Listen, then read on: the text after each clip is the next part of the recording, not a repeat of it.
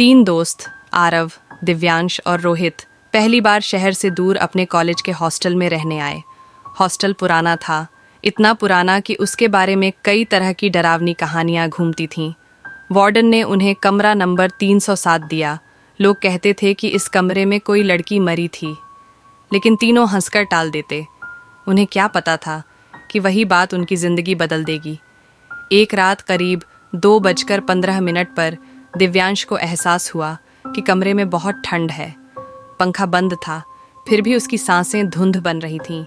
उसे लगा कि शायद खिड़की खुली होगी, लेकिन जैसे ही उसने पास की खिड़की बंद करने के लिए हाथ बढ़ाया, शीशे पर अंदर की ओर उंगलियों के निशान थे, जैसे कोई खिड़की पकड़कर अंदर झांक रहा था।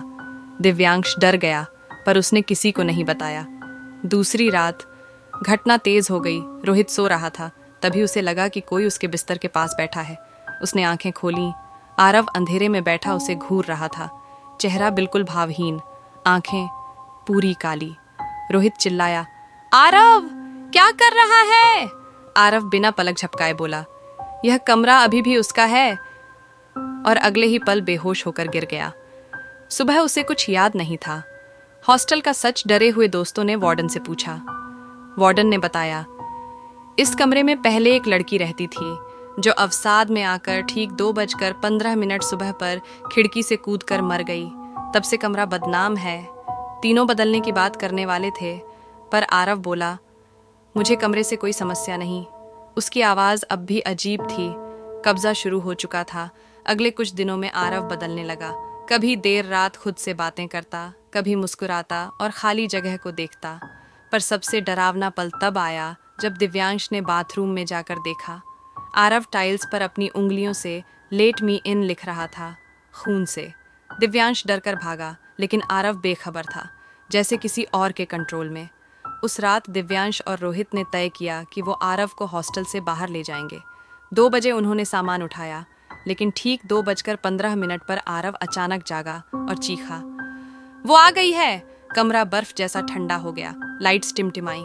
अंधेरे कोने में एक लड़की की आकृति दिखी, लंबे बाल, झुका सिर और काली आंखें। वो धीरे धीरे आगे बढ़ी और आरव की पीठ से चिपकने लगी, जैसे अंदर घुस रही हो। आरव दर्द से तड़प रहा था। दिव्यांश और रोहित पागलों की तरह दरवाजे की ओर दौड़े। दरवाजा बंद, हिल भी नहीं रहा था। अंदर से उसी लड़की की भारी आवाज आई, अब वो मेरा है। और उसी पल आरव की चीख बंद हो गई। सुबह 7 बजे कमरे का दरवाजा खुला। वार्डन और कुछ लड़के अंदर दौड़े। कमरे में सिर्फ 2 लोग थे, दिव्यांश और रोहित। दोनों फर्श पर पड़े थे, चेहरे पर डर जमे हुए। वार्डन ने पूछा, आरव कहाँ है? दिव्यांश की आंखों में डर भर गया। उसने कांपती आवाज में कहा, आरव तो कल ही मर गया, पर रात को वह हमारे साथ कमरे में था।